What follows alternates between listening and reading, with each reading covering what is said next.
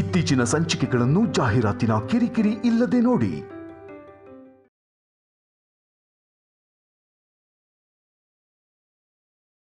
ನಿನ್ನ ಹಾಗೂ ಮಾಯಾಂಗನೆ ಬಣ್ಣ ಬದಲಾದ ಹಾಗೆ ಮನೆಯಲ್ಲಿ ಬೇರೆ ಯಾರಾದರೂ ಬಣ್ಣ ಬದಲಾಗಿದ್ದರೆ ಅದು ಆದಿಶೇಷ ಎಂಬುದರಲ್ಲಿ ಸಂದೇಹವೇ ಇಲ್ಲ. ಹೋಗು, ಆದಿಶೇಷ ಯಾರೆಂದು ತಿಳಿದು ಅವನಿಗೆ ದಿಗ್ವಿಜಯನಿಂದ ಅಪಾಯ ಆಗುವುದರೊಳಗೆ ಅವನನ್ನು ಕಾಪಾಡು.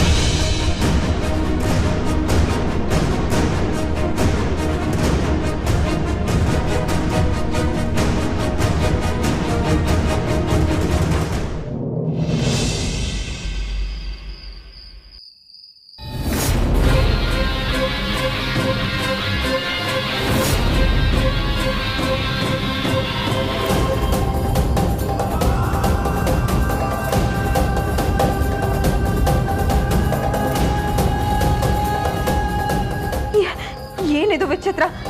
ನನ್ನ ಮೈ ಬಣ್ಣ ಎಲ್ಲ ಯಾಕೆ ನೀಲಿ ಆಗ್ತಾ ಇದೆ? ಏನಾಗ್ತಾ ಇದೆ ನನಗೆ? ಏನಿದು? ಆ ನಕಲಿ ದಿಗ್ವಿಜಯ ಏನಾದ್ರೂ ಮಾಡಿರ್ಬೋದಾ? ಅದೇನು ಅಂತ ನಾನು ತಿಳ್ಕೊಳ್ಳೇಬೇಕು.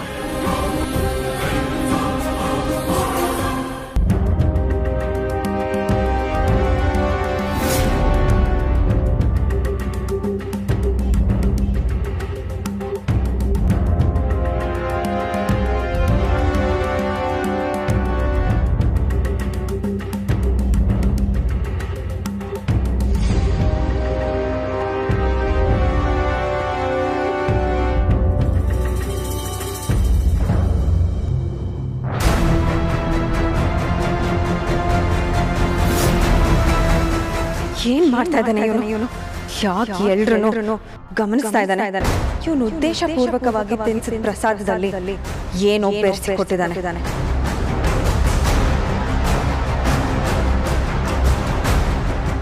ನಾಗಲೋಕದಿಂದ ಬಂದವರಲ್ಲಿ ಆದಿಶೇಷ ಯಾರು ಅಂತ ತಿಳಿಯೋಕೆ ಮಾಡಿರೋ ಪ್ರಯತ್ನ ಇದು. ಹಾಗಾದ್ರೆ ಅಭಯ್ ತಿಂದಿದ್ದಾನ? ಅವನೀಗ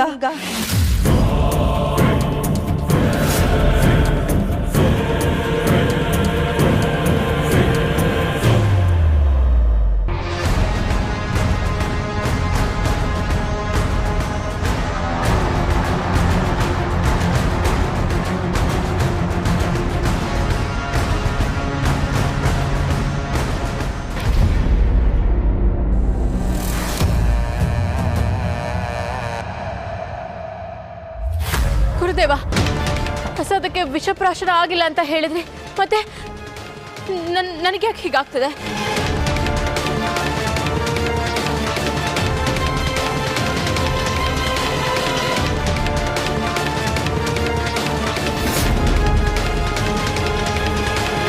ಇಲ್ಲ ಶಿವಾನಿ, ಇದು ವಿಷ ಹಾಕಿ ಕೊಲ್ಲುವ ಪ್ರಯತ್ನವಲ್ಲ, ವಿಷಯವನ್ನು ತಿಳಿಯುವ ಪ್ರಯತ್ನ. ನಾಗಲೋಕ ವಾಸಿಗಳು ಯಾರೆಂದು ತಿಳಿಯಲು ಆ ದಿಗ್ವಿಜಯ ಮಾಡಿರುವ ಪ್ರಯತ್ನವಿತ್ತು. ಗುರುದೇವ, ಇದು ಹೇಗೆ ಸಾಧ್ಯ? ಮನೇಲಿರೋರಲ್ಲಿ ನಾನು ಆ ಮಾಯಾಂಗನೆ ಇಬ್ರು ನಾಗಲೋಕದವರು ಅಂತ ಅವನಿಗೆ ತಿಳಿದಿದೆ. ಮತ್ಯಾರ ಬಗ್ಗೆ ತಿಳ್ಕೊಳ್ಳೋದಕ್ಕೆ ಈ ಪ್ರಯತ್ನ? ನಿಮ್ಮಿಬ್ಬರ ಬಗ್ಗೆ ಗೊತ್ತು, ಆದರೆ ಆದಿಶೇಷನ ಬಗ್ಗೆ ಗೊತ್ತಿಲ್ಲವಲ್ಲ. ಅವನು ಯಾರೆಂದು ತಿಳಿಯಲು ಈ ಪ್ರಯೋಗ ಮಾಡಿದ್ದಾನೆ ಅಷ್ಟೇ. ಎಲ್ಲೋ ಇರೋ ಆದಿಶೇಷನ್ ಬಗ್ಗೆ ತಿಳಿಯೋದಕ್ಕೆ ಮನೇಲಿ ಪೂಜೆ ಮಾಡಿ ಮನೆಯವ್ರಿಗೆಲ್ಲ ಪ್ರಸಾದ ಹಂಚಿದ್ರೆ ಏನ್ ಪ್ರಯೋಜನ ಗುರುದೇವ? ಆದಿಶೇಷ ಎಲ್ಲೋ ಇದ್ದಾನೆ ಎಂಬುದು ನಮ್ಮ ನಂಬಿಕೆ. ಆದರೆ ಆದಿಶೇಷ ಆ ಮನೆಯಲ್ಲೇ ಇದ್ದಾನೆ ಎಂಬುದು ದಿಗ್ವಿಜಯನ ಸಂಶಯ. ಏನ್ ಹೇಳ್ತಾ ಇದಾರ ಗುರುದೇವ? ನಾನಿರೋ ಮನೇಲಿ ಆದಿಶೇಷ ಇದ್ದಾನೆ ಅನ್ನೋದು ಅವನ ಅನುಮಾನನ? ಅದು ಹೇಗೆ ಸಾಧ್ಯ? ಇಲ್ಲ, ಹಾಗಾಗೋದಕ್ಕೆ ಸಾಧ್ಯನೇ ಇಲ್ಲ. ಹಾಗಾಗಲು ಸಾಧ್ಯವಿಲ್ಲ ಎನ್ನುವುದು ನಿನ್ನ ಅಭಿಪ್ರಾಯ ಶಿವಾನಿ. ಆದರೆ ದಿಗ್ವಿಜಯನ ಅಚಲವಾದ ನಂಬಿಕೆ ಆದಿಶೇಷ ಆ ಮನೆಯಲ್ಲೇ ಇದ್ದಾನೆ ಎಂದು. ಅದಕ್ಕೋಸ್ಕರ ಅವನು ಒಂದಿಷ್ಟು ಪ್ರಯತ್ನಗಳನ್ನು ಮಾಡಿದ್ದಾನೆ, ಪೂಜಾ ವಿಧಿವಿಧಾನಗಳನ್ನು ಕೈಗೊಂಡಿದ್ದಾನೆ ಎಂಬುದು ನನ್ನ ಮಂತ್ರದಿಂದ ಗೋಚರಿಸುತ್ತಿದೆ.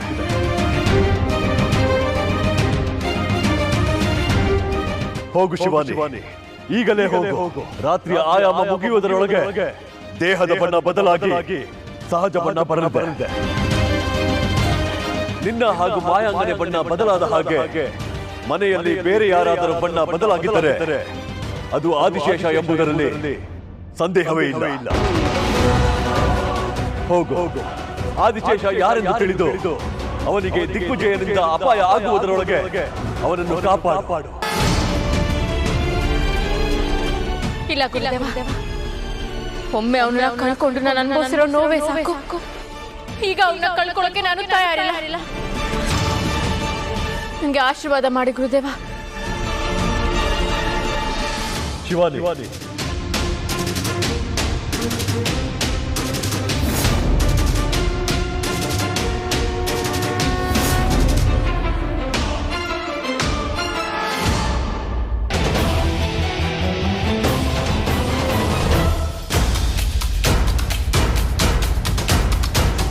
ಮನೆಯವರೆಲ್ಲರನ್ನೂ ನೋಡಾಯ್ತು. ಶಿವಾನಿ ಕಾಣಿಸ್ತಾ ಇಲ್ಲ. ಅವಳು ಬಣ್ಣ ನೀಲಿ ಆಗಕ್ಕೆ ಸಾಧ್ಯ ಇದೆ, ಯಾಕೆಂದ್ರೆ ಅವಳು ನಾಗಲು. ಯಾರು ಪ್ರಸಾದ ತಿಂದರು?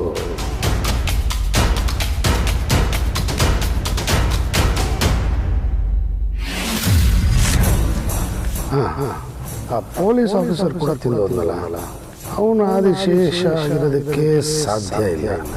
ಯಾಕೆಂದ್ರೆ ಅವನು ಪೊಲೀಸ್ ಅಧಿಕಾರಿಯಾಗಿ ಮನೆಗೆ ಬಂದವರು.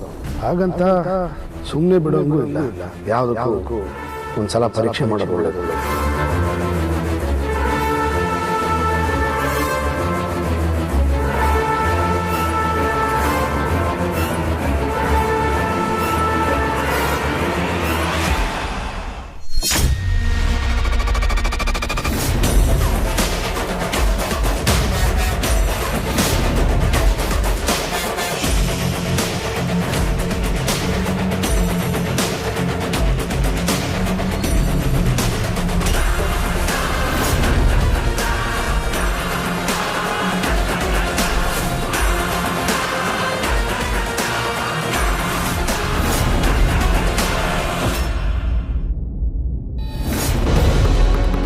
ಅಂದ್ರೆ ಪೂಜೆ ಮುಗಿದ್ರೆ ತ್ರಿಶೂಲ್ ಬರ್ತಾನೆ ಅಂದಿದ್ದು ನಿಜನಾ?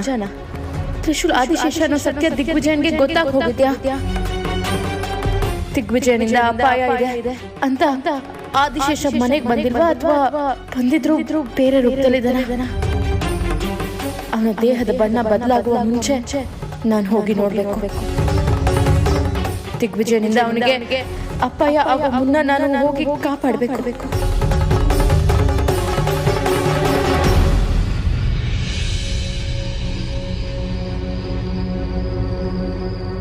ಯಪ್ಪ, ಇದೇನಿದು? ಹೊಟ್ಟೆ ಒಂಥರ, ಹೊಟ್ಟೆ ನೋವಾ, ಹೊಟ್ಟೆ ಹಸುವ? ಹೊಟ್ಟೆ ನೋವಾಗಿದ್ದಿದ್ರೆ ಏನೋ ಒಂಥರ ಆಗಿರೋದು. ಸಿಕ್ಕಿದ್ದೆಲ್ಲ ತಿನ್ಬೇಕು ಅನಿಸ್ತಿದೆಯಲ್ಲ. ಹೊಟ್ಟೆ ಹಸುವೆ. ಮೊದಲು ಹೀಗಾದಾಗೆಲ್ಲ ಕಿಚನ್ಗೆ ಹೋಗಿ ಒಂದಷ್ಟು ಡ್ರೈ ಫ್ರೂಟ್ಸ್ ತಗೊಂಡು ಅದಕ್ಕೆ ಸ್ವಲ್ಪ ಕಲ್ ಸಕ್ಕರೆ ಹಾಕಿ 4 ಸ್ಪೂನ್ ಜೇನುತುಪ್ಪ ಹಾಕಿ ಚೆನ್ನಾಗಿ ಜಜ್ಜಿ ಕಚ ಕಚ ಕಚ ಕಚ ಅಂತ ತಿನ್ಬಿಟ್ಟಿದ್ರೆ ಹೊಟ್ಟೆಗೆ ಒಂದು ಸ್ವಲ್ಪ ಸಮಾಧಾನ ಆಗ್ತಿತ್ತು. ಏನು ಮಾಡೋದೀಗ?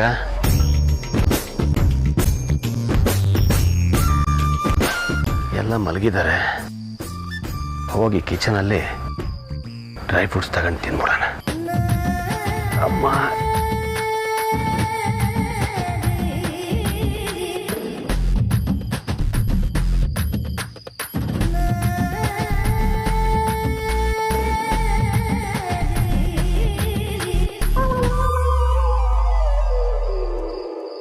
ಬರ್ತಾ ಯಾಕೋ ಈ ಮನೇಲಿ ನನಗೆ ಗೌರವನೇ ಸಿಗ್ತಲ್ವಲ್ಲ. ಅಲ್ಲ, ಡ್ರೈ ಫ್ರೂಟ್ಸ್ ಬೆಳಿಗ್ಗೆ ಇರುತ್ತೆ, ಸಂಜೆ ಇರಲ್ಲ. ನಾನು ತಿಂತೀನಿ ಅಂತ ಎಲ್ರಿಗೂ ಗೊತ್ತಾನೆ. ಯಾಕೋ ನಂತರದ್ದು ಇನ್ನೊಂದು ಕಳಬೇಕು ಸೇರ್ಕೊಂಡಿರ್ಬೋದಾ ಅಂತ.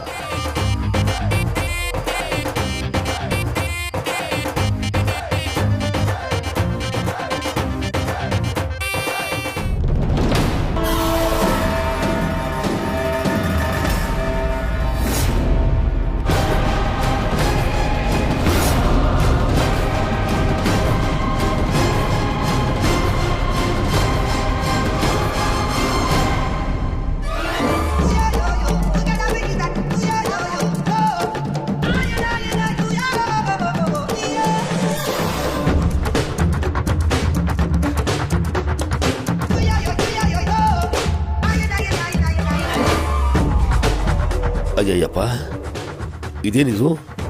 ಶ್ರೀಕೃಷ್ಣ ಪರಮಾತ್ಮನ, ಶ್ರೀರಾಮಚಂದ್ರನ? ಏನಿದು ಇವನು ಬಣ್ಣ?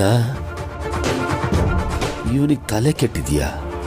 ರಾತ್ರಿ ಮಲ್ಕೊಳ್ಳುವಾಗ ನೀಲಿ ಬಣ್ಣದ ಪೇಂಟ್ನ ಹೊಡ್ಕೊಂಡು ಮಲಗಿದಾನ.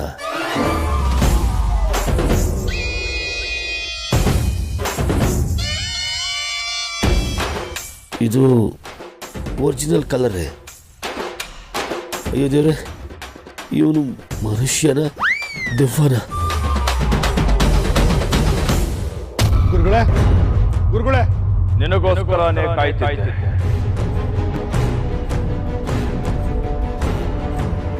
ನಿನ್ನ ಮುಖದಲ್ಲಿ ಆತಂಕ, ಭಯ ಕಾಡುತ್ತಿದೆ ಅಂದರೆ ಆದಿಶೇಷನ ಅನಾವರಣ ಆಗಿರಲೇಬೇಕು. ಯಾರು ಆದಿಶೇಷ ಅಂತ ಗೊತ್ತಾಯ್ತಾ ದಿಗ್ವಿಜಯ? ನಮ್ಮ ಪರಮ ಶತ್ರು ಯಾವ ರೂಪದಲ್ಲಿದ್ದಾನೆ, ಯಾರ ವೇಷದಲ್ಲಿದ್ದಾನೆ ಅಂತ ಹೇಳು ದಿಗ್ವಿಜಯ. ಅವನು ಯಾರು ಅಂತ ಗೊತ್ತಾಯ್ತು ಗುರುಗಳೇ. ಅವನು ಮನೆಯವನಲ್ಲ, ಹೊರಗಿಂದ ಬಂದವನು. ನಾನು ಯಾರ ಮೇಲೆ ಅನುಮಾನನೇ ಇಲ್ಲದೆ ನನ್ನ ಶತ್ರು ಯಾರು ಅಂತ ಕಂಡಿಡಿ ಅಂತ ಹೇಳಿದ್ನೋ ಅವನೇ ಆದಿಶೇಷ. ನಮ್ಮ ಮನೆಗೆ ಪೊಲೀಸ್ ಅಧಿಕಾರಿಯಾಗಿ ಬಂದ ಅಭಯೇ ಆದಿಶೇಷ.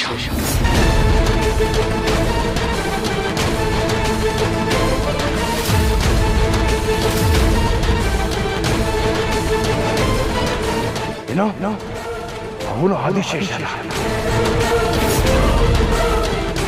ಇಷ್ಟು ದಿನ ನಿನ್ ಮಂದೆ ನಿನಗೆ ಗೊತ್ತಾಗ್ದಾಗಿದ್ದ.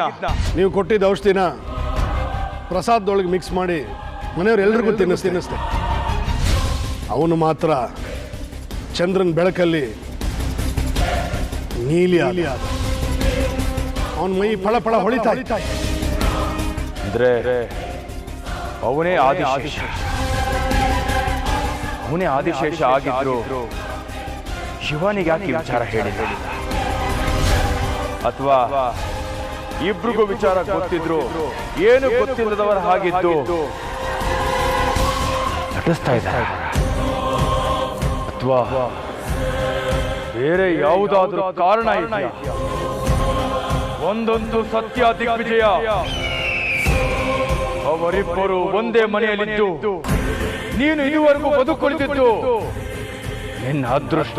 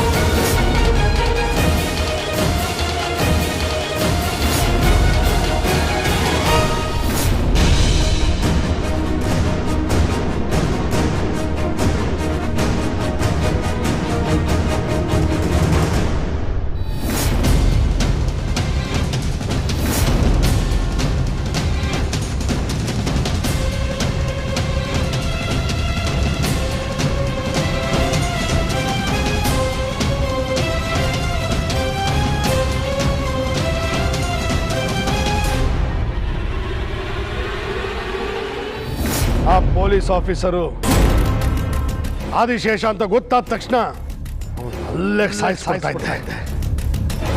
ನಿಮಗೆ ಸುದ್ದಿ ಮುಟ್ಸೋಣ ಅಂತ ಬಂದೆ ಅಷ್ಟೇ. ಈಗಲೇ ಹೋಗ್ತೀನಿ ಗುರುಗಳೇ. ನಿದ್ದೆಲಿರೋ ಆದಿಶೇಷ ಮತ್ತೆ ಎಚ್ಚರ ಆಗದ ಹಾಗೆ ಕಥೆನ ಮುಗಿಸ್ತೀನಿ. ದಿಗ್ವಿಜಯ, ದುಡುಕಬೇಡ. ನಿನ್ನ ಮನೆಯಲ್ಲಿರೋನು ಸಾಮಾನ್ಯ ಮನುಷ್ಯನಲ್ಲ, ಮಹಾಬಲ. ಅವನ ಸುತ್ತ ದೇವರ ರಕ್ಷಣಾ ಕವಚವಿದೆ. ನೀನು ಅವನನ್ನು ಸಾಯಿಸಲು ಹೋದರೆ ನಿನ್ನ ಸಾವಾಗುತ್ತದೆ ಹೊರತು ಅವನ ಸಾವಲ್ಲ. ನೀನು ಮಹಾಶಕ್ತಿವಂತನೇ ಇರಬಹುದು, ಮಂತ್ರ ತಂತ್ರ ಸಿದ್ಧಿಗಳನ್ನು ಪಡೆದುಕೊಂಡಿರಬಹುದು, ದಿಗ್ವಿಜಯನ ರೂಪದಲ್ಲಿ ಬಂದವನೇ ಇರಬಹುದು. ಆದರೆ ಆದಿಶೇಷನನ್ನ ನಿನ್ನೊಬ್ಬನಿಂದ ಮಣಿಸುವುದು ಅಸಾಧ್ಯ.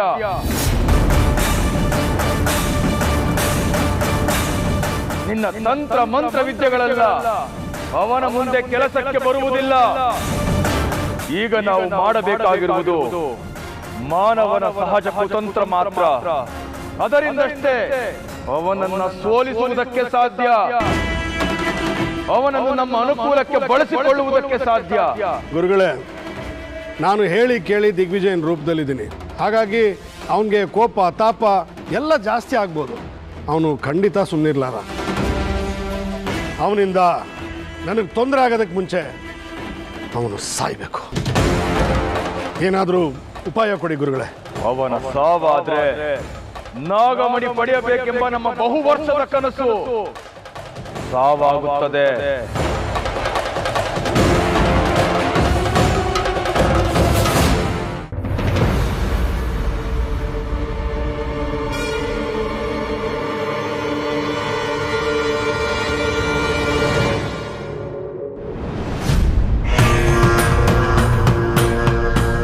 ರಾತ್ರಿಯ ಒಂದು ಹಂತದಲ್ಲಿ ಬಣ್ಣ ಬದಲಾಗುತ್ತೆ, ಆಮೇಲೆ ಸಹಜ ಸ್ಥಿತಿಗೆ ಮರಳುತ್ತೆ ಅಂತ ಗುರುದೇವ ಹೇಳಿದ್ರು. ಅಂದ್ರೆ ಅವನು ಕೂಡ ಸಹಜವಾದ ಬಣ್ಣಕ್ಕೆ ಬಂದಿದ್ದಾನ. ನಾನು ತಡವಾಗಿ ಬಂದ್ಬಿಟ್ನ ಅಥವಾ ಅವನು ಸಹಜವಾಗಿ ಇದ್ದಾನ? ಇಷ್ಟಕ್ಕೂ ಏನಾಗ್ತಾ ಇದೆ ಇಲ್ಲಿ? ಮನೆಯಲ್ಲಿ ಆದಿಶೇಷ ಇದ್ದಾನೆ ಅಂತ ದಿಗ್ವಿಜಯನಿಗೆ ಅನುಮಾನ ಬಂದಿರೋದು ಯಾಕೆ? ಮನೆಯವರಲ್ಲದೆ ಈ ಮನೇಲಿರೋದು ಅಭಯ್ ಮಾತ್ರ. ಹಾಗಾದ್ರೆ ಇವನೇ ಆದಿಶೇಷನ? ಇಲ್ಲ ಇಲ್ಲ, ಹಾಗಾಗೋಕೆ ಸಾಧ್ಯನೇ ಇಲ್ಲ. ತಾಯಿಗೆ ಹೊಡೆಯೋ ಇವನು ಹೇಗೆ ಆದಿಶೇಷ ಆಗೋಕ್ ಸಾಧ್ಯ?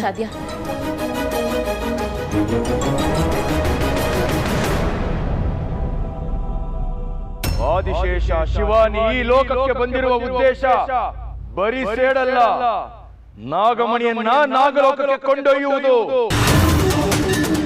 ನಾವು ನಾಗಮಣಿಯನ್ನು ಪಡೆಯುವುದಾದರೂ ಅವರಿಂದಲೇ ಪಡೆಯಬೇಕು. ನಮ್ಮ ಗುರಿ ತಲುಪುವ ತನಕ ಆದಿಶೇಷ ಬದುಕಿರಲೇಬೇಕು. ನಾಗಮಣಿ ಎಲ್ಲಿದೆ ಅಂತ ನಮಗೂ ಗೊತ್ತಿಲ್ಲ. ನನಗೆ ಅನಿಸಿದ ಮಟ್ಟಿಗೆ ಈ ಶಿವಾನಿಗೂ ಆದಿಶೇಷನ್ಗೂ ಗೊತ್ತಿರ್ಲಿಕ್ಕಿಲ್ಲ. ನಿನ್ನ ಊಹೆ ತಪ್ಪು ದಿಗ್ವಿಜಯ. ಅವರಿಗೆ ಗೊತ್ತಿದ್ದು ಗೊತ್ತಿಲ್ಲದವರ ಹಾಗಿರಬಹುದು. ಆದಿಶೇಷ ಶಿವಾನಿ ಒಟ್ಟಿಗೆ ಇದ್ದಾರೆ ಅಂದ್ರೆ ಇಬ್ಬರಲ್ಲೊಬ್ಬರಿಗೆ ನಾಗಮಣಿ ಎಲ್ಲಿದೆ ಅಂತ ಗೊತ್ತೇ ಇರುತ್ತೆ. ಆದಿಶೇಷನನ್ನ ಬಂಧಿಸಿ ಅವನನ್ನ ನಮ್ಮ ಇಚ್ಛೆಗನುಸಾರವಾಗಿ ನಡೆಯುವ ಹಾಗೆ ಮಾಡಿದರೆ ನಾಗಮಣಿ ಎಲ್ಲಿದೆ ಅಂತ ತಿಳಿಯೋದು ಕಷ್ಟದ ವಿಚಾರವೇನಲ್ಲ. ಯೋಚನೆ ಬೇಡ ದಿಗ್ವಿಜಯ. ನಾನು ತ್ರಿಕಾಲ ಗರುಡ ಮಹಾಯಜ್ಞವನ್ನು ಮಾಡಿ ಆದಿಶೇಷನನ್ನು ಬಂಧಿಸುವ ದಾರಿಯನ್ನು ಹುಡುಕುತ್ತೇನೆ. ಅಲ್ಲಿಯವರೆಗೂ ಎಚ್ಚರವಾಗಿರು. ಯಾವುದೇ ಕಾರಣಕ್ಕೂ ಅನುಮಾನ ಬರುವ ಹಾಗೆ ನಡೆದುಕೊಳ್ಳಬೇಡ. ಸರಿ ಗುರುಗಳೇ, ಎಚ್ಚರವಾಗಿರ್ತೀನಿ.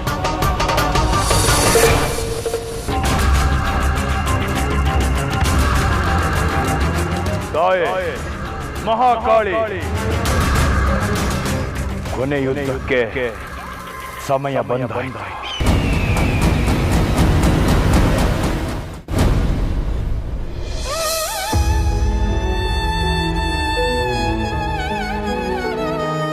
ದೇವ್ರೆ, ಇದುವರೆಗೂ ನಾನು ನನಗೋಸ್ಕರ ಏನೂ ಬೇಡ್ಕೊಂಡಿಲ್ಲ. ಪ್ರತಿ ಸಲ ಲೋಕ ಕಲ್ಯಾಣ ಆಗಲಿ, ಎಲ್ಲರೂ ಸಂತೋಷವಾಗಿರಲಿ ಅಂತ ಬೇಡ್ಕೋತಿದ್ದೆ. ನನ್ನ ತ್ರಿಶೂಲ್ ಎಲ್ಲಿದ್ದಾನೆ, ನನ್ನ ಆದಿಶೇಷ ನನಗೆ ಸಿಗಲಿ ಅಂತ ಬೇಡ್ಕೊಂಡಿದ್ರು ಹಿಂದೆ ಲೋಕ ಕಂಟಕ ಆಗದೆ ಇರಲಿ ಅನ್ನೋ ಉದ್ದೇಶ ಇತ್ತು ಅಷ್ಟೆ. ಲೋಕ ಕಲ್ಯಾಣ ಅನ್ನೋ ಯಜ್ಞಕುಂಡದಲ್ಲಿ ಅಗ್ನಿಯಾಗಿ ಇರು ಅಂತ ನೀ ನನಗೆ ಆಶೀರ್ವಾದ ಮಾಡಿದ್ರೂ ಪರವಾಗಿಲ್ಲ, ನನಗೆ ಸಂತೋಷನೇ. ಅಗ್ನಿಯಾಗಿ ಉರಿದು ನಿನ್ನ ಪಾದದ ಕಮಲದಲ್ಲಿ ಬೂದಿಯಾಗಿ ಇಡೀ ಜನ್ಮ ಕಳೆಯೋ ಸಂತೋಷ ಇದೆಯಲ್ಲ, ಅದನ್ನ ಮೀರಿದ ಪುಣ್ಯ ಬೇರೆ ಯಾವುದೂ ಇಲ್ಲ ಭಗವಂತ. ಆದರೆ ಅದಕ್ಕೂ ಅವಕಾಶ ಕೊಡದೆ ಮೇಲಿಂದ ಮೇಲೆ ಘೋರ ಪರೀಕ್ಷೆಗಳನ್ನ ಕೊಡ್ತಾ ಇದೆಯಲ್ಲ, ಇದು ನ್ಯಾಯನಾ?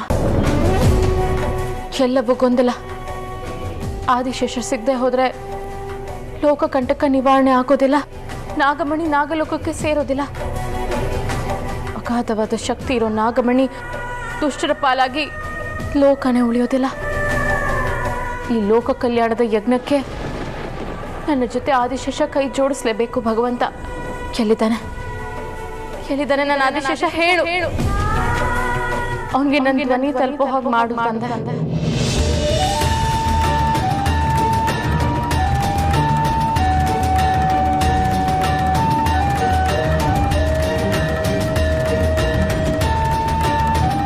ಭಗವಂತ, ಆದಿಶೇಷ ನನ್ನ ಜೊತೆಗಿರ್ಬೇಕು. ಅವನಿಲ್ಲದೆ ಇರೋ ಸಂಕಟ ನಾನು ನಿನಗೆ ಅರ್ಥ ಮಾಡಿಸ್ಬೇಕಾಗಿಲ್ಲ. ಯಾಕಂದರೆ ಸತೀದೇವಿ ಯಜ್ಞಕುಂಡಕ್ಕೆ ಹಾರಿ ಆತ್ಮಹತ್ಯೆ ಮಾಡಿಕೊಂಡಾಗ ನೀನು ಪಟ್ಟ ಕಷ್ಟ ಸರ್ವಲೋಕವೇ ಕಂಡಿದೆ ಸರ್ವೇಶ್ವರ. ದೇವನಾದ ನಿನಗೆ ಆ ವಿರಹ ತಾಪನ ಸಹಿಸೋಕ್ಕಾಗಲಿಲ್ಲ ಅಂದಾಗ ಇನ್ನು ನನ್ನಂತವಳ ಪಾಡೇನು ಮಹೇಶ್ವರ. ಅವನ ರಕ್ಷಣೆ ನಿನ್ನ ಹೊಣೆ. ನಾವಿಬ್ರು ಸೇರಿ ನಾಗಮಣಿನ ಕಾಪಾಡಬೇಕು. ಅದು ನಮ್ಮ ಜವಾಬ್ದಾರಿ. ಪರಮೇಶ್ವರ, ನನ್ನ ಆದಿಶೇಷ ಎಲ್ಲಿದ್ರು ಈಗ ನನ್ನ ಕಣ್ಣು ಮುಂದೆ ಬರೋ ಹಾಗೆ ಮಾಡು.